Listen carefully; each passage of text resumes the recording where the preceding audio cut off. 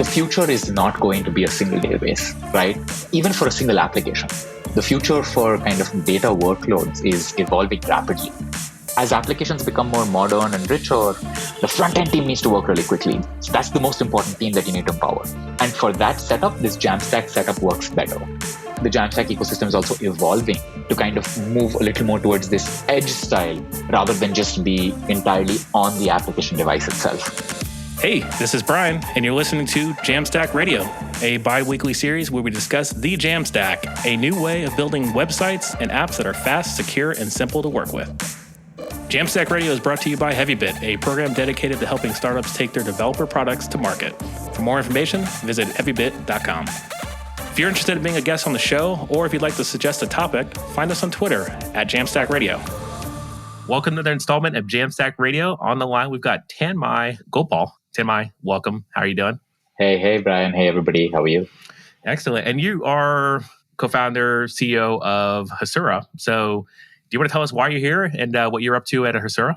Awesome. Yeah. I'm one of the co-founders at Hazura. Started Hazura just about 3 years ago now. I'm the CEO and I had product as well. I mean, we started Hazura to kind of solve what we saw as one of the critical problems in making application development faster, which is the data access problem. And we leverage a lot of GraphQL for doing that. And so if you think about kind of what Hazura is a solution that gives you an instant GraphQL API across your data sources and across pieces of logic that you have. And so Hazura kind of helps you convert that data and logic that you have in your domain to a GraphQL API that then developers can use, internal or external developers can use to, build stuff with, which is the purpose of all of the work that we're all doing, right? So that's kind of where Hazura is. Yeah, excellent. And so you were on a previous podcast, actually episode 35, and probably 2018, a couple years ago. Uh-huh. Yeah, we talked a lot about the GraphQL stuff, but you've done a lot since 2018. So I'd love to know what's new in Hazura since then.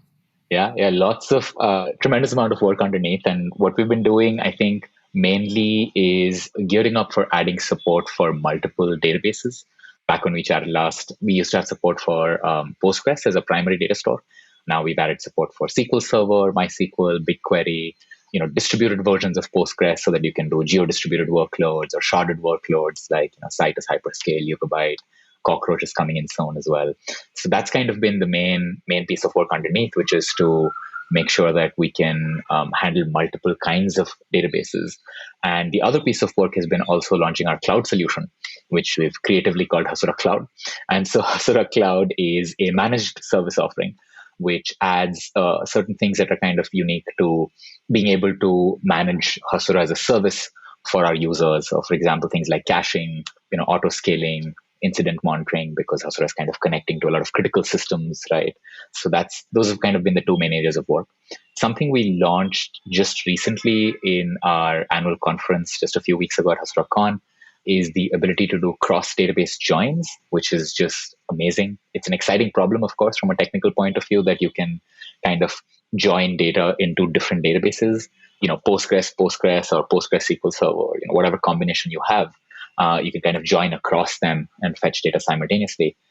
And that's, I think, been an amazing piece of work, especially from kind of a performance point of view, where you're able to kind of fetch data from these multiple sources, because it's a hard problem to solve. And especially if you kind of think about this, kind of that federation approach, you think about, you can have one API that talks to two APIs that themselves talk to a database each, right? And then the Hazura approach is a little bit different, which says, we'll federate on the databases directly. So you have one API that's kind of talking to two databases simultaneously.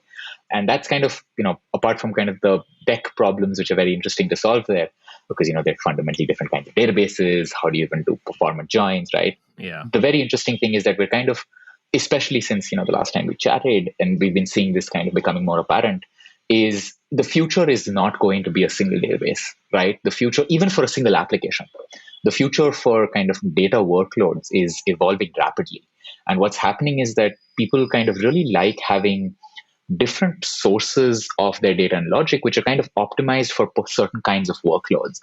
Let's say you're building some kind of a messaging or chat kind of functionality or application, right? You'll have parts of your application that would come from, a transactional store, right? But when you think about like the messages or events, right, that you're storing, that needs to go into a different kind of database, right? Because the kinds of queries, the volume of data, right, the amount of ingestion that you need to have is different. So it's the same application and it's semantically or conceptually the same API, but you do need two different data workloads to kind of scale that and optimize kind of your workload, right? And this is just kind of increasing, right? Because the database industry is also just doing amazing work and there's all kinds of stuff happening. But even from a Jamstack point of view, when we think about it, you have kind of like the CMS ecosystem, right? And you have like this transactional data, you have time series data, and you have so many different places that you're kind of getting information from that you need to be able to kind of join in a sense, right? To kind of make sense of it as a unified kind of semantic API or data graph or whatever you want to call it. That I think that's been really, really interesting to kind of both see that change in the ecosystem and also kind of work and build the technology that makes those kinds of things possible.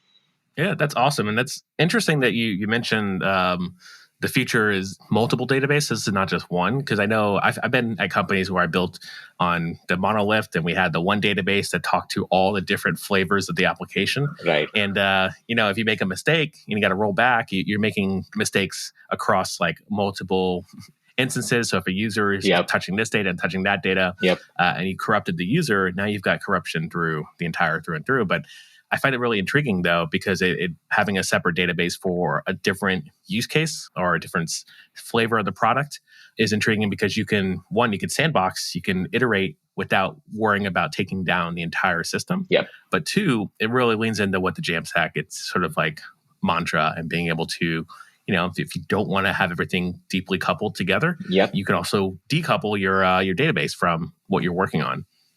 Exactly, right. And the what you're working on here is almost like the what kind of data you're working on. One of the reasons why people really like Jamstack is that they're just able to kind of conceptualize these layers that they'll have in their application, and they're able to kind of choose for each layer, right, the best of breed kind of software or technology or stack that they want to use, right? Like I want to use this particular stack because this is kind of my application, right? It's a static application that I can update periodically, right? But it's largely static, or it's mostly dynamic, right? Or it's catering heavily to mobile workloads and it needs to be super performant and lightweight, right? And we see this massive fragmentation in the kind of JavaScript framework ecosystem because all of these frameworks are amazing because they're all kind of geared towards slightly different sweet spots, right? And because you've decoupled your API layer, you're able to focus on choosing the best framework that you want for your users that will give you the best experience, right? And very similarly to that, when we think about kind of the backend portions of it, right? Now you have the API and the data layer, and you want to kind of make the same choice for your data layer, right? You want to choose the best place to keep certain parts of your data, right? Whether it's images or video or, fast moving events, right? Transactional things, analytical things, right? It's the data is just exploding and the kinds of solutions that you have are also exploding. Very similar to kind of what's happening in the JavaScript framework ecosystem, right? So it's really interesting to see that and, help be the middle layer that allows the best choices to happen on either ends of the spectrum, right? The data layer and the JavaScript layer, but then provide that kind of sanity by having a unified API in the middle, right? Yeah, and what's interesting about having those choices too as well that you mentioned, not only were you originally working with Postgres and making that really seamless in interactions, but also you added MySQL as well as BigQuery. Right. I'm curious, is that now, have you seen the adoption curve like pick up now that you have options for other folks and what their decisions and choices are? Yep. So we've announced previews for some of the new databases that we've been working on, and it's just been, the feature set is not at parity with where Postgres is. Yeah. But even with the initial kind of feature sets that we have, which is say read only on these new databases that we're supporting before we start adding writes and events and stuff like that, that adoption has been phenomenal, especially for production workloads. Right, it's just been amazing. BigQuery was a very interesting database for us to add because it's our first analytical database, right? We were thinking about kind of transactional databases so far. Now we're thinking about analytical databases where you're just storing a order of magnitude, kind of 2 orders of magnitude larger amounts of data. And it was very interesting for us to see that because typically when you're thinking about like, let's do Jamstack, right? The kinds of databases that people usually think about are, Postgres and MySQL and Mongo, right? That's roughly where the minds of folks is at, right? And it was just very interesting to see that pick up with in the OLAP space because there's just so much data that people kind of want to analyze and use and build dashboards of, right? Data is increasingly just becoming a product. And that data is often in these analytical stores. And so making that accessible, securely, performantly, safely is really valuable, right? So it's just been tremendous to see that over the last few months. Yeah. And I mean, even the last couple of years, you mentioned Cockroach as well as another flavor of databases, very familiar to a lot of folks, but slightly different in the approach and how you interact with it. And I'm seeing a lot more database startups start with their flavor coming from open source projects. Actually, it's really where this has all been centralized from. And I'm liking the pattern of adopting these other solutions, because if I know how to use Hasura, but I don't want to sort of build my own interactions and databases and being able to have my own SQL pancake. Right. I love the fact that I can leverage these tools and then it's familiar for the entire team across the board. Exactly. So I like where you're going, and I totally get it as well. Some other things that come up when it comes to some of these solutions are things like caching and scaling and security. Do you want to speak on some of those updates and changes? Yeah, of course. I think caching's kind of been one of the most exciting things we've been working on. It's not an easy problem, right? It's they say there's two hard problems in computer science, right? Caching, naming things, and then offset by one problems, right? So I think when we think about kind of an application, like even a JAMstack application, right? When we think about the API in the middle, right? It's kind of a means to an end, right? It's this necessary thing that needs to exist so that people can, build applications. But at the core of it, what you really want is access to that domain's data and logic, right? So when people kind of build these APIs, right, and especially as applications start scaling, and scaling can happen in many different kinds of ways. It doesn't have to mean, just quote unquote web scale, but, whether it's scaling by users, by functionality, by just workload, right? One of the problems that is a huge time sink for people to solve for, right, is the caching problem, because it requires just a tremendous amount of, in our opinion, unnecessary expertise to build, right? Because what happens is that, and especially for dynamic data, right? Caching for static data and what CDNs have done over the last decade or two is amazing, right? And how that ecosystem itself is evolving is amazing. But it works largely for static content, right? Or for static data. Caching for dynamic data, right? Or transactional data is a hard problem, and it's a painful problem, right? If you think about it from the point of view of the developer, they just want it to work, right? They don't care. They just want it to work, right? And Hasura is kind of at that right layer where we understand the kind of APIs, the data access, how data is laid out, what the different security rules for different pieces of data are, right? Like you're accessing an event, but you can only access it if you have a ticket to have bought the event, right? You're accessing a document, but you can only access the document if it's public or if it's in your organization or whatever. There's rules, right? But every time, let's say, for example, on this event platform, you have 100,000 users that just suddenly came on to access this event. Because of their ticket, they need access to the event. So you need this caching information to cache this dynamic data that describes the event. But this caching information, this caching policy needs to be aware of how people are accessing that data, right? And who has access to this. And this is just painful to set up because you have to build it, you have to write it by hand, you have to operationally, you have to think about scaling it, deploying caches, cache invalidation, right? There's a whole set of things there. And we've made kind of really good, interesting kind of foundational work on automating that piece entirely, right? So that as a developer, you don't have to think about or worry about how stuff gets cached, right? Or what is cached and worrying about caching at all, right? You have an API. If you want it to be cached, it just gets cached. And even if it's dynamic data, even if it's private data, right, it just works. And I think because of solving that caching piece, this now becomes a really important part of kind of making this whole API process self-serve, right? Because the reason why these APIs are hard to kind of maintain, deploy, manage, operate, and there's a whole cycle of people talking to each other to deploy an API and scale an API. One of those big problems there is, just thinking about how will we do caching? And if we automate that, then developers are just free to build stuff again, right? They're like, hey, here's my data. Here's what I want it to be. Here's how it's laid out. Here's the access control rules for it. And here's me. Here's my application. And I'm building this application.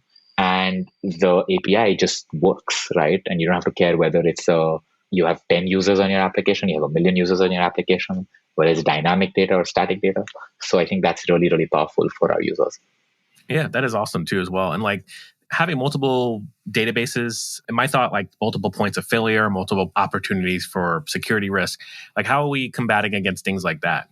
Yep, that's a really good question, right? Because again, when we think about security, and again, at this layer, which is just so critical because all your data has to be accessed through it, right? There's a variety of different problems around security, right? So for example, The first aspect of security is just application authorization kind of security, right? Which is what users get access to what data, right? This is kind of a part of your authorization business logic, right? This is like I was talking about, right? Like you get access to an event if certain conditions are met. You get to read an article if this is your fifth article, right? And you're a user that's not logged in, right? And your sixth article you can't read. That's one part of the security piece, right?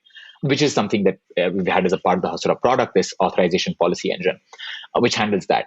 But then especially, and to your point, as you start thinking about multiple data sources, right, it's not just the authorization logic that we want to make sure we've done well, but you start kind of thinking about other aspects of API security, like it becomes easier, especially with GraphQL, to do an deliberate or an accidental denial of service attack, right? Which is what if you kind of ran this query to fetch data where it's fetching it from multiple sources, one of the sources is really slow, right? Or the nature of this query just makes it so complex that the underlying database just, freaks out, right? It can't handle that load, right? It just crumbles and dies, right?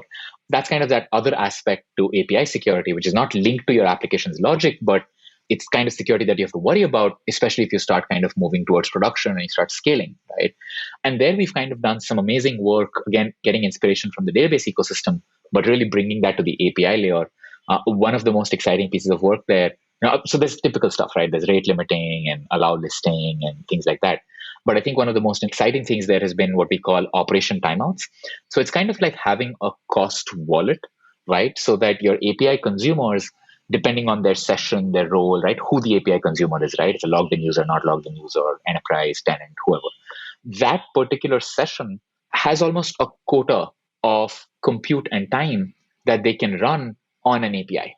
So you tell them that you can do whatever you want. You can access whatever API you want, but you have a quota, right, of compute and time that you spend, and you can't cross that. And what Hasura does, and what we've kind of built out there, is this ability to say that we measure that quota. And if that quota is crossed, we're able to kill execution both in the API layer and in the data layer. And this is really nice because normally when people think about this kind of, I don't want to have an API call that runs longer than a second, right? So the way that you think about it is that your CDN, your API gateway, or your API server will just time out, right? And it'll just kind of say, well, we're killing the connection because we've crossed a second or we've crossed 30 seconds, right? So this API call can't run. The problem with that is that the poor database is still processing this query because nobody told the database that you have to stop processing this long running query, right? And it ran by mistake. Like, please stop running it, because if the database keeps running it, it's going to just kill all of the other consumers, right, that need to access data. And it's a massive quality of service risk. And so what Hasura can do is maintain that quota on that API execution time, not just for users and handle that inside the API layer, but also pass the right signals to those upstream data sources and databases and tell them to kill their execution as well. So if you set a 500 millisecond per request quota, then if it crosses 500 milliseconds, Hasura will kill that execution everywhere, right? And this now becomes another massively important building block in thinking about making those APIs self-serve, right? Now you can really start thinking about it as saying, I want to have this amazing JAMstack application. I want to have my developers use the best stack possible and just go forth and build stuff. And I want to provide all of the infrastructure that makes this completely self-serve, right? And so one part of that problem was, can we let the front-end development team build an application, deploy an application, and own that entire life cycle without affecting the backend? And that was amazing with JAMstack, because now you're not coupling that API layer to the UI layer, right? You're able to own that independently. But another part of building this application is to say, can I make my API self-serve so that no matter what the developers do, they're running a small experiment, they're iterating quickly, whatever they do, my infrastructure, my critical data is protected and will keep working, right? So now you can really just go and tell your developers, go do whatever is fine. Nothing bad will happen. That's just amazing power, right? It's just the logical next step for people building JAMstack applications. Am I making sense? Yeah. No, that makes a lot of sense too, as well. Like I'm just sort of having flashbacks of my earlier, when I was doing full-time engineering at Netlify, doing JAMstack integrations, like having the confidence of saying, I'm going to make this button work in the way it's going to work, but I'm going to talk to this endpoint and I'm not going to have to worry about, Yep. all the stuff that happens in the back end that's owned by the infrastructure team, by the back end team. Yep. And I can just sort of move on with my life, but also prototype different features and sandbox them and have them behind feature flags without Exactly. having data bleeding into production and people now sniffing it out and saying, oh, it looks like this feature is going to be shipped because when I looked at the database call randomly, I saw this little endpoint or whatever. And that now we were able to protect against that too as well. Yep. And this is the reason why, it's always easy to start building a new application. And then as you're kind of iterating on stuff, things just start slowing down, right? And especially for applications that become more and more mission critical, right? It's like when we think about, enterprise and we're like, oh, enterprise is so slow. I mean, there's a reason they're slow because they have to be slow. There's so many challenges and there's so much operational risk, right? To being able to iterate quickly that it's just hard for them to say iterate quickly, right? Because if they make one mistake, it's either downtime or a data security risk for like millions of customers, right? For like super critical information. And you don't want that to happen, right? So this becomes a really important building block for them to say risk-free experiments, go do whatever you need to do, experiment, sandbox, prototype in production, and nothing bad will happen, right? Which is awesome. Yeah. And another thing that's awesome is the evolution of Jamstack, as you touched on. So I wanted to actually pick your brain as we're winding down the conversation of like, where do you think the Jamstack is heading? Because like we're now seeing a lot of maturity in the space. We're seeing companies announce VC rounds and that are associated with the Jamstack. And we see a lot of companies too as well that are now pointing fingers at the Jamstack and combating against it and like why it's not working and why their solution is better. Where do you see the Jamstack going in the next 5 to 10 years? Yeah, that's a very good question. I have some interesting, maybe occasionally counterintuitive thoughts, but I think the Jamstack concept and what it kind of envisions for team productivity and the nature of the application, I think that will stay. And I think that's probably the way applications are going to be built this entire decade at least, right? And the reason why that's happening and why that will be the case and other approaches will lose out is because fundamentally the focus that Jamstack has is a focus on kind of team productivity. And it solves not even a technical challenge, but really a process and a mindset challenge that says, here's a team, how do we make it independent, right? It's kind of the whole microservices versus monolith conversation, right? And it's how like when the microservices ecosystem started taking off, right? And over the last, more 10, 15 years than 15, 20 years, has really been accelerating nonstop, right? And you just see so much innovation in the microservices ecosystem. There's so much tooling there, so many vendors there, so much cloud vendor stuff there, right? And a lot of engineers kind of look at microservices and are like, nah, it's just the wrong way to do it. You've over microserviced it, right? They should have been a monolith. Let's return to the monolith, right? And everybody keeps saying return to the monolith, but it's just impossible to do for most people at scale, right? Very few companies can pull that off. It's just very hard to do because the process and team challenge around a monolith, that's really the problem. It's really hard to hold somebody accountable to, from business point of view or product point of view, to say, I want you to build quickly, I want you to ship quickly, and I don't want risk, right? I don't want operational risk, and I don't want like security risk. I want that to happen. That becomes hard with the monolith, right? Because the project is really large. And like you said, right, I might have a kind of data workload that doesn't work. And one mistake on this part of the database bleeds into another part of the application or for other features that are being worked on. And that really hurts productivity. And it's that similar kind of evolution, right? It's that similar analog, but focused on the front end ecosystem, which says, here we have a front end team. Let's just make their entire lifecycle independent and let's get them to be productive. And so I think that works really well. Now, when we see kind of these more full stack frameworks or return to Rails, right? Or a lot of people who talk about, why isn't there a Rails for JavaScript? There should be Rails for JavaScript. We need to have a Rails for JavaScript. And we want to return back to kind of a full stack world where the server is rendering, templating everything, and then sending that to the front end, right? I think the evolution of the Jamstack to move applications towards the edge, where the edge is a combination of a little bit of what's happening on the cloud, right? Quote unquote server side, and the application device itself. I think that's kind of the future of the Jamstack. But I don't think we'll make a return to full stack development, because that productivity is really kind of geared towards individual productivity, right? Not team productivity. Because as applications become more modern and richer, the team is actually the front end team, right? The front end team needs to work really quickly. They need to iterate fast. They're listening to business requests 24/7, right? They're adding value to users. So that's the most important team that you need to empower. And for that setup, this Jamstack setup works better compared to other approaches.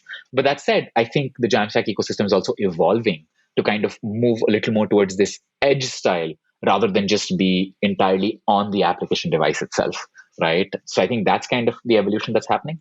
But I think the full stack thing and the Rails for JavaScript, or the Rails for JavaScript doesn't exist because the ecosystem has moved on. We just have a different number of developers today and a different kind of application stack that we need to make productive. And that's why we don't have a Rails for JavaScript, right? It's not a technology problem. It's not like it's impossible to build a Rails for JavaScript. It's not an ecosystem problem. The Node.js ecosystem is arguably larger, much larger than the Rails ecosystem. It's not that. It's just that the ecosystem has moved on. Needs have moved on. Teams have moved on, right? So that's the way I think about it. Yeah. The ending point about teams have moved on is actually completely like, yeah, of course. That makes a lot of sense. Because I think when we had Rails or we had Django and everything else, like all the full stack monolithic frameworks really take off. Yep. We were all building very similar applications. Like it was essentially a Reddit clone or a Twitter clone. Yep. And that's what we were learning on. And our to-do app. Yep. And I think we don't need full end-to-end login functionality. Like there are now these one-off tools that we're leveraging for this situation. There are these plugins that we're leveraging built in JavaScript or an Electron that don't need the Twitter treatment or the authentication through.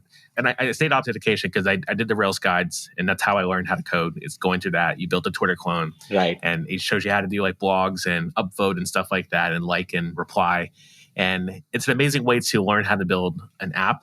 But I don't know, like if you look at TikTok, like would I really need that same sort of understanding for the idea of TikTok and how the algorithm works? Yep. And though TikTok does have some flavors, and remember it's from Twitter, it's a different playground. It's a different place that people are trying to leverage, and everybody's trying to innovate and move forward. And as you're trying to innovate and move forward, you do want to have what we were talking about before, being able to have your own database for this one innovation, but not mess up the existing thing that's paying the bills and creating funding. Exactly. So yeah, I'm right there with you.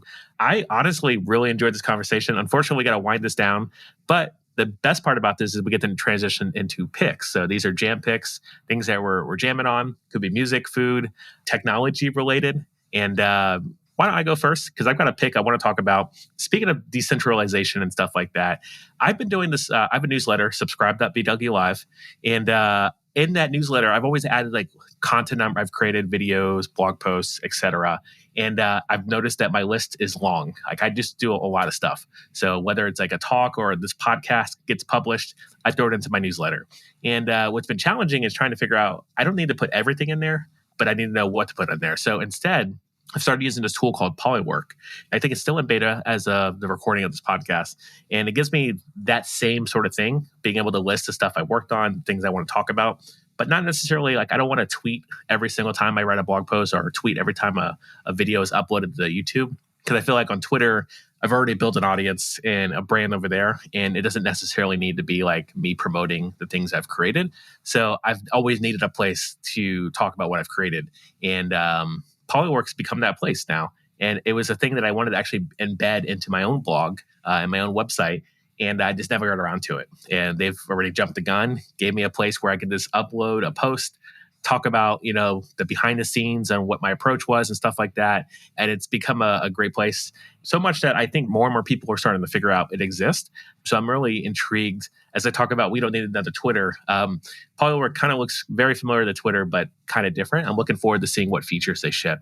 I think what it really is probably going to be a replacement for LinkedIn for me in the future, where I can connect to other DevRel folks, other engineers, and sort of follow closely to some of their side projects as opposed to, the pizza they had last night and stuff like that. So I'm definitely looking forward to seeing the evolution of that product. And if anybody needs an invite, just hit me up. I think I have a couple invites left. Or if not, you can probably find an invite for someone else you follow on Twitter as well. That's awesome. I'm going to check out Polywork. It looks amazing. So super interesting. My picks on a bunch of the stuff that we were talking about and some of the stuff that we're doing. Of course, do follow me on Twitter at Tanmai Go or Hasura at Hasura HQ. So there's a great number of deep dives that we're doing into some of those topics that we were talking about today. Otherwise, my picks on the reading front, I've been lately reading a lot of interesting science fiction fantasy by an author called N.K. Jemisin.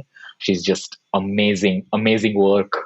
Very different in kind of the characters, the people, the settings to what we saw in kind of books that we grew up with. So it's really interesting. And then on the flip side, I've been rereading a lot of P.G. Wodehouse, which is very dated now, but still super funny. So that's been what I've been up to.